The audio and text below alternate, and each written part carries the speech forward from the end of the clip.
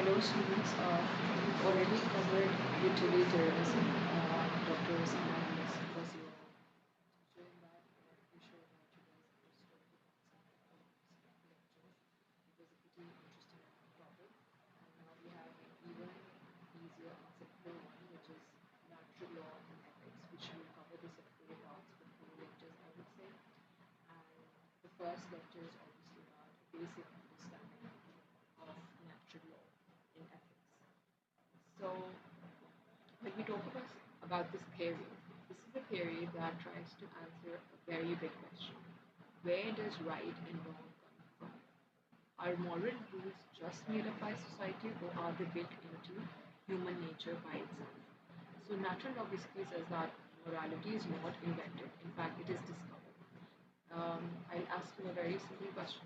Uh, if every country in the world said stealing is okay, would stealing suddenly become right?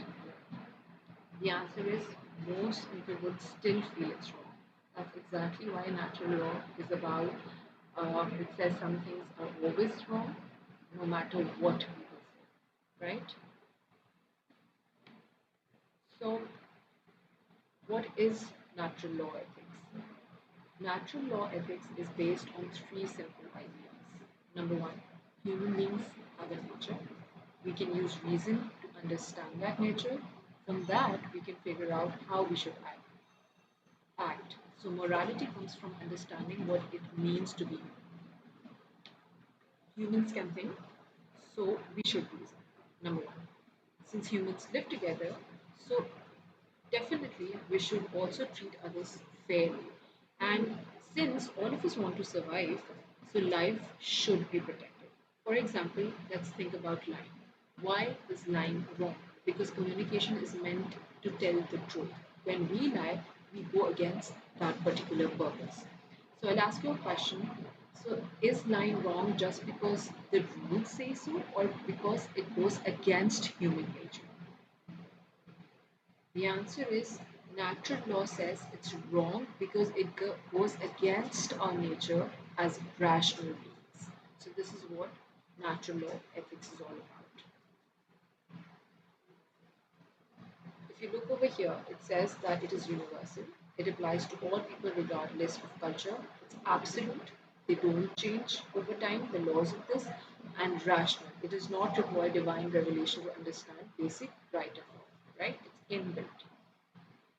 Then we move on to the historical development. When we look at this slide, it tells us that this idea developed over time. It didn't just appear all at once.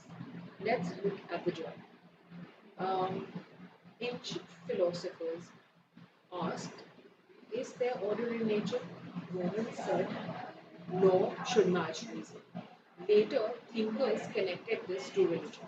Today, we still debate about it. For example, think of it like building knowledge step by step, like adding levels to a building. I'll ask you a question. Do you think ideas about right and wrong change over time or stay the same? The natural answer is natural law says the core rules stay the same, but how we apply them can change, right?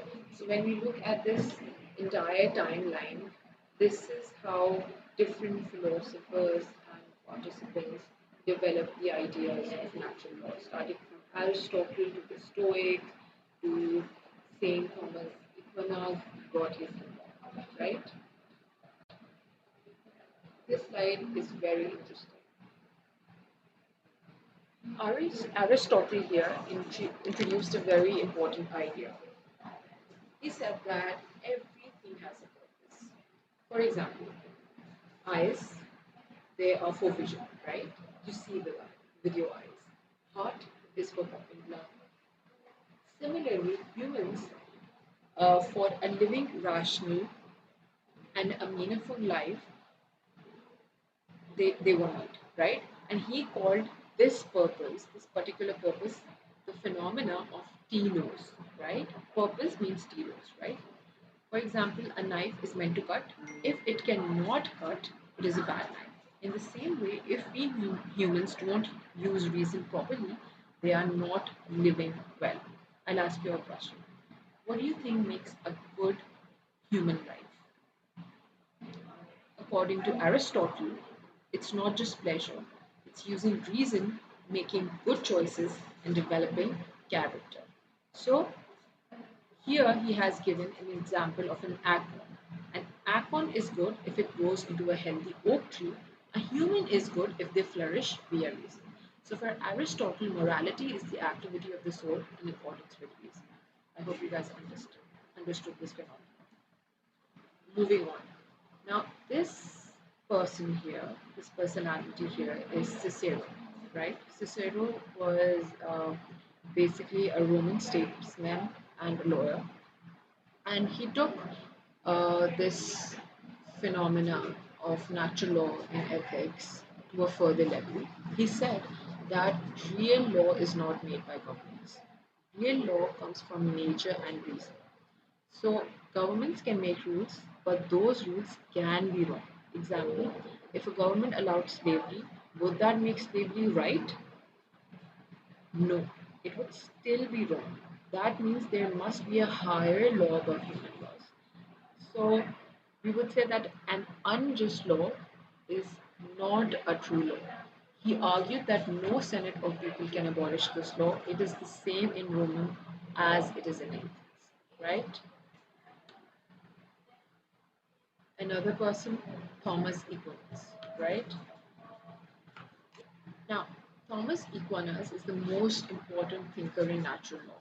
He combined Aristotle's ideas with religion. So basically, God created the world with order, right? Humans can understand that order using reason. That understanding is basically natural. So if you break it down, eternal law is God's plan, right? When you talk about natural law is what humans can figure out. For example, we do not need to be told that harming innocent people is wrong, right? We can figure it out. So do we need rules to know right and wrong? Equinus would say that we use reason first, and rules help guide us further, right? So the participation of the eternal law is the rational creature. That is what he says. Once again, a very well formulated slide. Three sets, three important key points have been mentioned here. If you look at this, uh, Equinus believe that we have a built-in moral system, right? Now this is explained in two parts. Synderesis. Synderesis means basic rule. Do good and naturally avoid evil. Then you have a conscience. Conscience is that applies that rule to real life situation, practical application with the help of your thought process. Example, uh, you find money on the ground. According to Synderesis, you did the right thing. Like, sorry, according to Synderesis, you tell yourself that I found money on the ground, let's do the right thing, right? The conscience is that you practically do the right thing, which is try to return that money to the real owner. Now, does conscience always get it right? This is a very important question. But the answer to that is no. Sometimes it makes mistakes, but the system is still there, and this is known as the errors of conscience, right? So synderesis is that you made that intention that I'll do good. Conscience is, or consentia here, is how you act upon it. Errors of conscience is that you may have a good intention, you may perform or act well according to that intention, but still you may make an error, right? Now, the five, the five primary precepts. The mnemonic here is world. Thomas Aquinas, once again gave us five fundamental rules that guide human life. Number one is worship, W for worship, O for order, R for reproduction, L for learning, and D for defense. For example, saving someone's life supports naturally, right? Harming them goes against it. I'll ask you a question. Which of these do you think is the most important? The answer is natural law says all of them matter. They work together. All of these work together in making such a decision, right? Again, a secondary precept which is flexibility. When you talk about these are more detailed rules that come from the main ones. First of all, obviously you have primary, which are the general rules, and then you have secondary, which are applied rules. For example, the primary rule is that you have to protect life, right? And then the secondary is that now, since you have to protect life, no matter what happens, you don't kill someone, right? Because naturally you have to protect life. Now, I have a question. What about self defense? For example, someone is trying to murder you, a theft happens, a robbery happens, your life is threatened. They come up with weapons in front of you. You have to perform self defense, right? So, in that instant, what would you do? Would you still not kill that person? The answer is this is where natural law uses reasoning. It allows exceptions in certain situations. In this situation, you would not be morally wrong to kill the other person or harm the other person because now it's for the sake of your own life and self defense. So now this is right. So this is what the secondary precept is, which is flexibility. A very simple and a very good concept, parent versus real goods.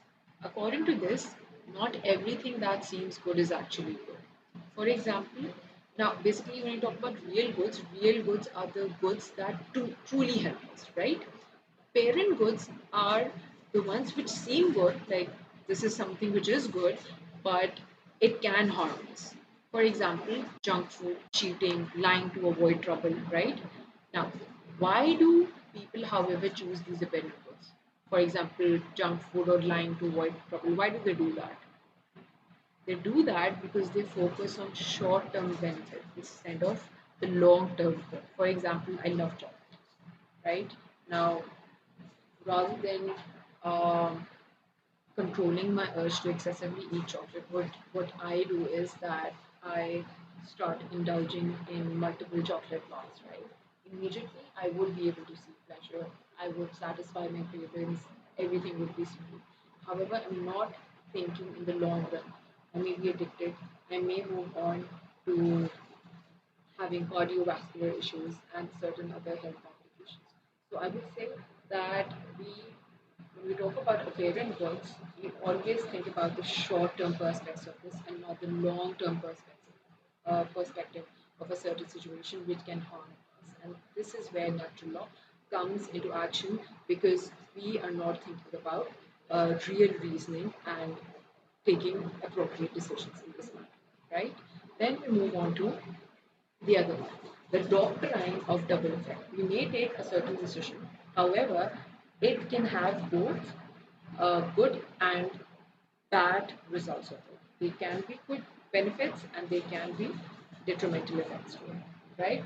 So when you talk about the doctrine of double effect, sometimes one action has two effects, one good and one bad, right?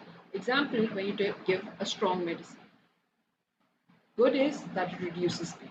Bad, it may shorten life. Now, let's ask, is that action wrong? The answer is not necessarily. If the bad effect is not intended. So, under natural law, the act is moral only if the bad effect is an unintended side effect of pursuing the good.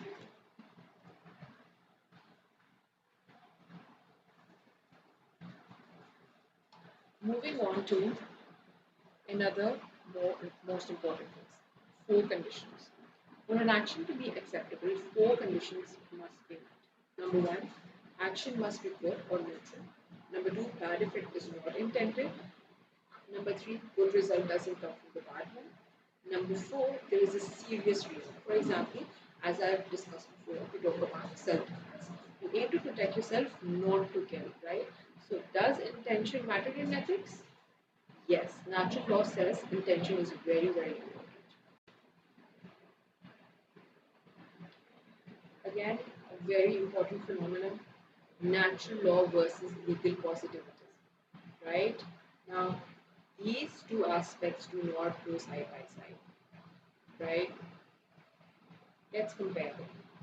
Natural law says law must be moral. Some rules are universal. Legal positivism says law is whatever the authority says. Morality and law are separate. For example, if a law is if a law is unfair, should we follow it? According to natural law, no, we should challenge it.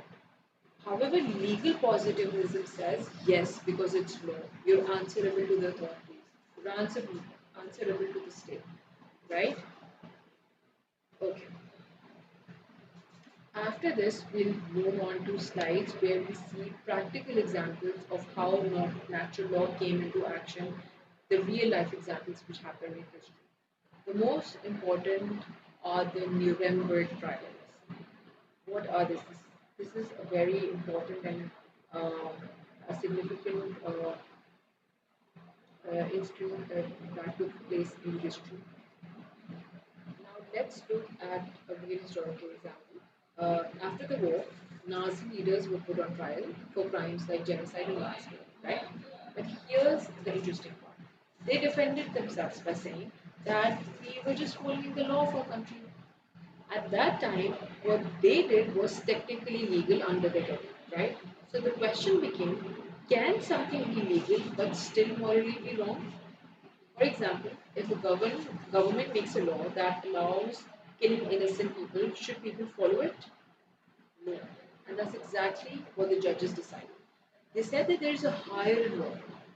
What is that higher law? A moral law above government laws. And that's why the Nazi leaders were held guilty. Although at their intention they were following the law, but it was morally wrong. They shouldn't have killed people.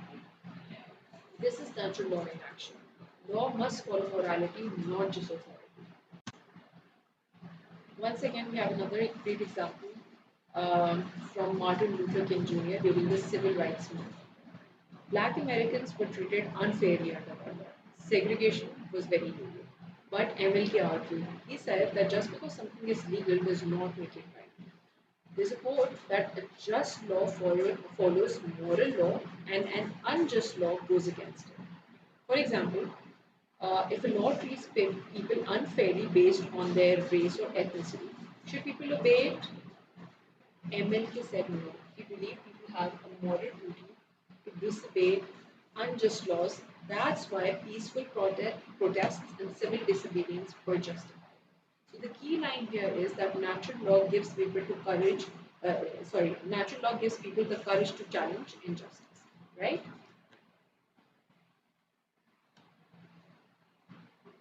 Again, natural rights and the United Universal Declaration of Human Rights.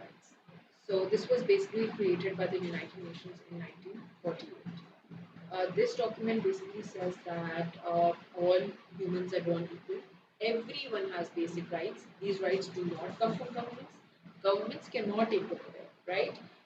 For example, when I talk about rights, rights are like right to life, freedom, education, and all of that. Where do these rights come from, by the way? Natural law says they come from being human, not from governments. So the key line is you don't get rights because a country gives them, you have them because you're a human and you deserve to have those rights, irrespective of where you belong or what authority you come under. Critique.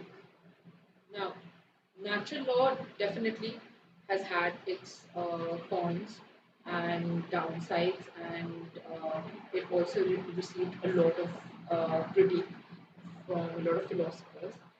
So, a philosopher named David Hume, for example, he said that you cannot move from what is to what should be. Is over here, this word is over here means facts about the world, and ought. Ought means modern rules.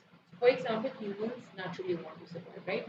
But what does that mean? We should always do whatever helps us to survive? Just because something is natural, does that make it right? No. For example, when you talk about anger or aggression, they're pretty natural, but that doesn't make violence morally right. Is that true?